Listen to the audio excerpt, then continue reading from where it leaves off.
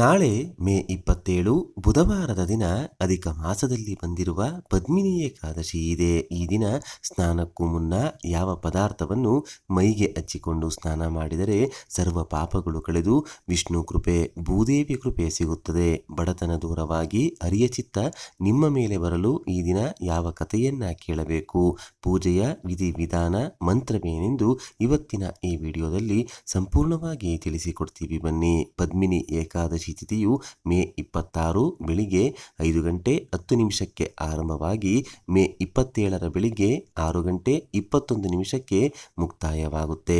ದ್ವಾದಶಿಯ ದಿನ ಪಾರಣ ಸಮಯ ಬಂದು ಬೆಳಿಗ್ಗೆ 6 ಗಂಟೆ 5 ನಿಮಿಷದಿಂದ 8 ಗಂಟೆಯ ತನಕ. ಪದ್ಮಿನಿ ಏಕಾದಶಿ ವ್ರತವನ್ನ ಆಚರಿಸಿದರೆ ಸಿಗುವಂತಹ ಪುಣ್ಯದ ಫಲವನ್ನು ಸಾಕ್ಷಾತ್ ಬ್ರಹ್ಮದೇವನಿಗೂ ವರ್ಣಿಸಲು ಸಾಧ್ಯವಿಲ್ಲ.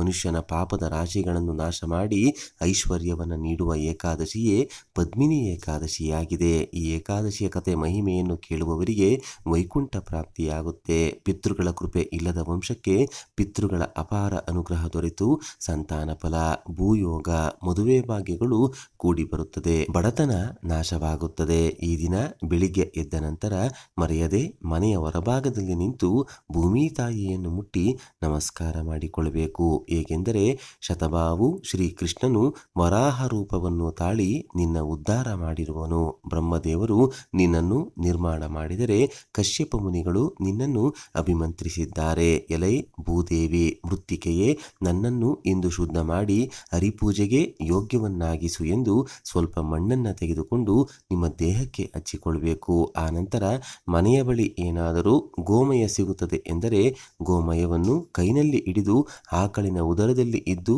ಈ ಭೂಮಿಯನ್ನು ಪವಿತ್ರ ಮಾಡುವಂತೆ ನನ್ನನ್ನು ಪವಿತ್ರವಾಗಿಸು ಎಂದು ಕೇಳುತ್ತಾ ದೇಹಕ್ಕೆ ಸ್ವಲ್ಪ ಹಚ್ಚಿಕೊಳ್ಳಬೇಕು. ಆ ನಂತರ ನೆಲ್ಲಿಕಾಯಿ ಪುಡಿ ಸಿಕ್ಕರೆ ಮರೆಯದೆ ದೇಹಕ್ಕೆ ಹಚ್ಚಿಕೊಳ್ಳಿ. ಏಕೆಂದರೆ ನೆಲ್ಲಿಕಾಯಿಯು ಸಾಕ್ಷಾತ್ ವಿಷ್ಣು ದೇವರಿಗೆ ಪ್ರಿಯವಾದದ್ದು, ಸಕಲ ಪಾಪಗಳನ್ನು ನಾಶ ಮಾಡುವಂಥದ್ದು. ಕೊನೆಯಲ್ಲಿ ವಿಷ್ಣು ದೇವ ವಾಸವಿರುವಂತಹ ನೀರಿಗೆ ಅಂದರೆ ಜಲಕ್ಕೆ ನಮಸ್ಕಾರ ಮಾಡಿಕೊಂಡು ಆ ನಂತರ ಸ್ನಾನ ಮಾಡಿ ಏಕಾದಶಿಯನ್ನ ಆರಂಭಿಸಬೇಕು. ಸ್ನಾನ ಮಾಡುವಾಗ ಮಹಾನದಿಗಳ ಹೆಸರನ್ನ ಹೇಳಿಕೊಳ್ಳಬೇಕು. ಗಂಗಾ, ಯಮುನಾ, ಕೃಷ್ಣೆ, ಗೋದಾವರಿ, ಸರಸ್ವತಿ, ನರ್ಮದೆ, ಸಿಂಧು, ಕಾವೇರಿಯಂತಹ ನದಿಗಳ ಹೆಸರನ್ನ ಹೇಳಬೇಕು. ದೇವರ ಕೋಣೆಯಲ್ಲಿ ಒಂದು ಹಳದಿ ಬಣ್ಣದ ವಸ್ತ್ರವನ್ನು ಮನೆಯ ಮೇಲೆ ಹಾಸಿ ನಿಮ್ಮ ಮನೆಯಲ್ಲೇ ಇರುವಂತಹ ವಿಷ್ಣು ದೇವರಿಗೆ ಸಂಬಂಧಿಸಿದ ಫೋಟೋ ಅಥವಾ ವಿಗ್ರಹವನ್ನ ಇಟ್ಟು ಹಳದಿ ಪುಷ್ಪ, ಕಮಲದ ಪುಷ್ಪ, ತುಳಸಿ ದಳಗಳಿಂದ ಅಲಂಕಾರ ಮಾಡಿಕೊಳ್ಳಬೇಕು. ಪಚ್ಚೆ ಕರ್ಪೂರ, ಅಗರಬತ್ತಿಗಳಿಂದ ಆರತಿ ಪೂಜೆಯನ್ನ ಮಾಡುವಾಗ ವಿಷ್ಣು ಸಹಸ್ರನಾಮವನ್ನು ಒಂದು ಬಾರಿಯಾದರೂ ಕೇಳಬೇಕು. ಈ ದಿನ ಬೆಳಿಗ್ಗೆ, ಸಂಜೆ, ಮಧ್ಯಾಹ್ನ, ರಾತ್ರಿ ನಿಂತಾಗ ಕೂತಾಗ ಹರಿನಾಮ ಸ್ಮರಣೆ ಅಂದರೆ ವಿಷ್ಣು ದೇವರ ಹೆಸರನ್ನ ಪ್ರತಿಯೊಬ್ಬರು ಹೇಳ್ಕೊಳ್ಬೇಕು.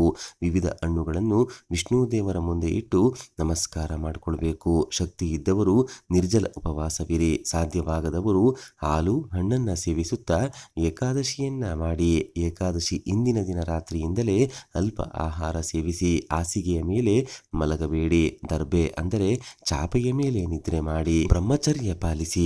ಏಕಾದಶಿ ದಿನ ಬಹಳ ಸಂತೋಷದಿಂದ ಪಿತೃಗಳನ್ನು ನೆನೆಯಿರಿ. ನೀವೇನಾದರೂ ಧರ್ಮ ಮಾರ್ಗದಲ್ಲಿ ಜೀವನ ಮಾಡುತ್ತಾ ಪ್ರತಿ ತಿಂಗಳು ಬರುವ ಏಕಾದಶಿ ವ್ರತವನ್ನು ನಿಯಮದಿಂದ ಆಚರಿಸುವುದನ್ನು ನೋಡಿದರೆ ಪಿತೃಗಳು ಸುಮ್ಮನೆ ಇರೋದಿಲ್ಲ. ನಿಮ್ಮನ್ನು ದೂರದಿಂದಲೇ ನೋಡಿ ವಂಶಕ್ಕೆ ಒಳಿತಾಗಲಿ ಎಂದು ಹರಸುತ್ತಾರೆ. ಸಂತಾನ ವಿವಾಹ ದೋಷಗಳು ದೂರವಾಗುವಂತೆ ಮಾಡುತ್ತಾರೆ.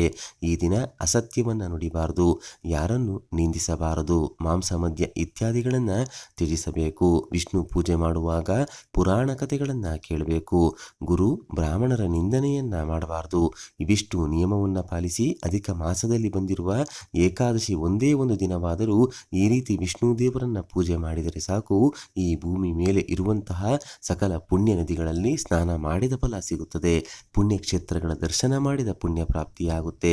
ಕಷ್ಟಗಳ ಜೀವನದಿಂದ ಮುಕ್ತಿ ಸಿಗುತ್ತೆ. ಅದು ಹಣಕಾಸಿನ ಸಮಸ್ಯೆ ಆಗಿರ್ಬೋದು, ಅನಾರೋಗ್ಯ, ವಿದ್ಯೆ, ಉದ್ಯೋಗ, ವ್ಯಾಪಾರ, ಸಾಲದ ಸುಳಿ ಏನೇ ಇದ್ದರೂ 24ರಿಂದ 44 ಗಂಟೆಯ ಒಳಗೆ ನೀವು ಅಂದುಕೊಂಡಂತಹ ಸಮಸ್ಯೆಯಿಂದ ಹೊರಬರಲು ಭಗವಂತನೇ ದಾರಿ ತೋರುತ್ತಾನೆ. ಪೂರ್ವ ಕಾಲದಲ್ಲಿ ತ್ರೇತಾಯುಗದಲ್ಲಿ ಮಹಿಷ್ಮತಿ ಎಂಬ ಪಟ್ಟಣದಲ್ಲಿ ಕೃತವೀರ್ಯನೆಂಬ ರಾಜನಿದ್ದನು. ಆತನಿಗೆ ಎಲ್ಲವಿದ್ದರೂ ಪುತ್ರ ಸಂತಾನ ಮಾತ್ರ ಇರಲಿಲ್ಲ. ಅದಕ್ಕಾಗಿ ಆತ ಪಿತೃಗಳನ್ನು ಮುನಿಗಳನ್ನು ಪ್ರಸನ್ನಗೊಳಿಸಲು ಅನೇಕ ಪಾಪಗಳನ್ನು ಕಳೆದುಕೊಂಡು ಪಡೆದುಕೊಳ್ಳಲು ನಾನಾ ಹೋಮ ಯಜ್ಞಗಳನ್ನು ಮಾಡುತ್ತಾನೆ. ಎಲ್ಲ ಪ್ರಯತ್ನಗಳು ಕೈಬಿಟ್ಟಾಗ ರಾಜನ ಪಟ್ಟವನ್ನು ಬಿಟ್ಟು ಗದಮಾದನ ಎಂಬ ಪರ್ವತಕ್ಕೆ ಹೋಗಲು ಸಿದ್ಧನಾಗುತ್ತಾನೆ. ಆತನ ಜೊತೆಗೆ ಪತ್ನಿಯಾದ ಪದ್ಮಿನಿಯೂ ಕೂಡ ತಪಸ್ಸಿಗೆ ಹೊರಡುತ್ತಾಳೆ. ಗದಾಧರ ದೇವರನ್ನು ಕುರಿತು ರಾಜನು ತಪಸ್ಸನ್ನ ಆರಂಭಿಸುತ್ತಾನೆ. 10,000 ವರ್ಷ ಕಳೆದರೂ ತಪಸ್ಸಿನ ಫಲ ಮಾತ್ರ ಸಿಗೋದಿಲ್ಲ. ಪುತ್ರ ಸಂತಾನದ ಭಾಗ್ಯ ದೊರೆಯೋದಿಲ್ಲ.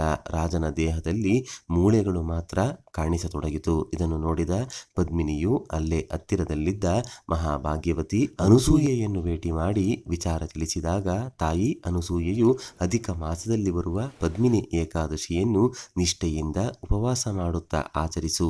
ಆಗ ನಿನ್ನ ಪತಿಯ ತಪಸ್ಸಿಗೆ ಭಗವಂತ ಒಲಿಯುತ್ತಾನೆ, ಪುತ್ರ ಸಂತಾನವಾಗುತ್ತದೆ ಎಂಬ ಸಲಹೆ ನೀಡುತ್ತಾಳೆ. ಅದರಂತೆಯೇ ಪದ್ಮಿನಿಯು ಏಕಾದಶಿಯನ್ನ ಆಚರಿಸುತ್ತಾಳೆ. ವಿಷ್ಣು ದೇವರು ಕೃತವೀರ್ಯನ ತಪಸ್ಸಿಗೆ ಒಲಿದು ದರ್ಶನ ನೀಡಿ ಪದ್ಮಿನಿಗೂ ಆಶೀರ್ವದಿಸುತ್ತಾನೆ. ಆನಂತರ ರಾಜನು ಮರಳಿ ರಾಜ್ಯಕ್ಕೆ ಬರುತ್ತಾನೆ. ದಂಪತಿಗಳು ಕಾರ್ತವೀರ್ಯನಿಗೆ ಜನ್ಮ ನೀಡುತ್ತಾರೆ. ಈ ಏಕಾದಶಿಯನ್ನು ಧರ್ಮರಾಜನು ತನ್ನ ಸಹೋದರರೊಂದಿಗೆ ಆಚರಿಸಿದ್ದಾನೆ. ಈ ಏಕಾದಶಿಯ ಕಥೆಯನ್ನ ಕೇಳಿದವರಿಗೆ ಸಮಸ್ತ ಪುಣ್ಯಫಲ ಸಿಗುತ್ತದೆ.